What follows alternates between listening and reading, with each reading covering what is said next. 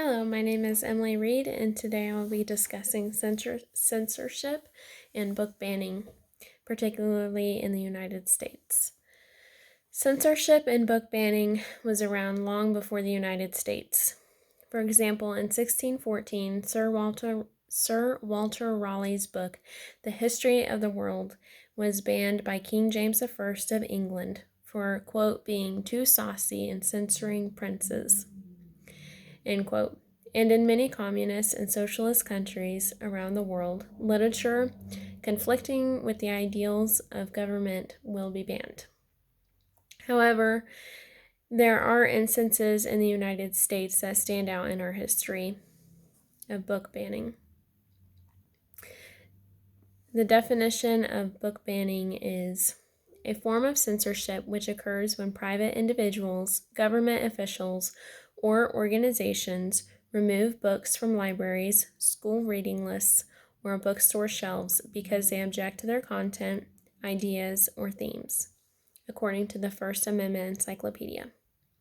Certain books should be banned from schools if content is too mature for children. However, books should not be banned from libraries or bookstores in the United States. A little bit of a historical overview of book banning in the United States. Quote, Banned Books Week was launched in 1982 in response to a sudden surge in the number of challenges to books in schools, bookstores, and libraries. This includes the Island Trees School District versus Pico in 1982, which is a Supreme Court case that ruled that school officials can't ban books in libraries simply because of their content. And that is a quote from the National Council of Teachers of English. Some famous books that were banned in the United States are The Adventures of Huckleberry Finn by Mark Twain, which was banned by the New York Library because Huck scratched when he itched and said sweat, according to the First Amendment Encyclopedia. Slaughterhouse-Five, quote, Kurt Vonnegut's World War II classic was variously challenged, banned, and burned across the United States from 1972 onward, and most recently in 2007. The book was banned in Leviton, New York in 1975, North Jackson, Ohio in 1979, and Lakeland, Florida in 1982 for its, quote, explicit sexual scenes, violence, and obscene language, according to the Politics and Prose bookstore. The Harry Potter series, which were banned from a Catholic school for having actual magical spells in them, that's according to the Washington Post, and The Catcher in the Rye. Quote, one library banned it for violating codes of excess vulgar language, sexual scenes, things concerning moral issues, excessive violence, and anything dealing with a cult, according to Time magazine. Possibly the most famous is Uncle Tom's Cabin by Harriet Beecher Stowe, which, according to LitHub.com, is considered, quote, the first book in the United States to experience a ban on a national scale. Book banning today. I did some research and couldn't find anything on book banning in the United States right now. However, our censorship is starting to be more intense online.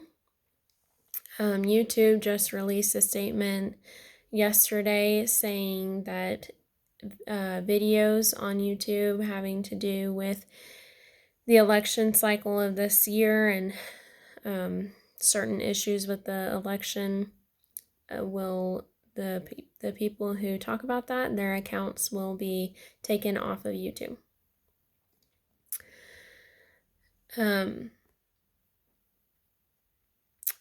How and why some of the books we have read this semester could be harmful or inappropriate. The story Where Are You Going? Where Have You Been? Could be considered inappropriate or harmful because of the content of the story.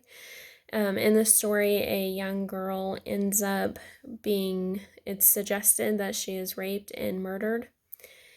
And this could be considered harmful. However, it could also be used as a way of helping people to relate to others who have had traumatic experiences. So the story allows you to be put in her shoes and to somewhat have a grasp of what she experienced. And it may be telling a fictional version of something that happened to the author. Sometimes when something happens, you need to talk about it. You need to get your story out there, even if it's through a fictional story. It can be helpful for you to be able to process what happened. Free speech is an integral part of our Constitution in the United States and something that makes America what it is. Just because something is offensive does not mean it should not be said at all. When we start restricting what people can say, the lines can become hazy and easily crossed once you start. The truth is often offensive.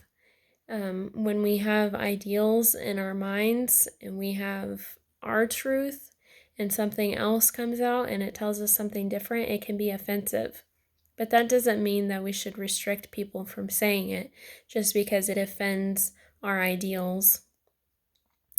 And once you start restricting what people can say, it can be easy to just make it commonplace that when someone says something I don't agree with, I'm going to make it so they can't say that or they can't write that. And so it's important, especially in the United States, because our Constitution is what it is.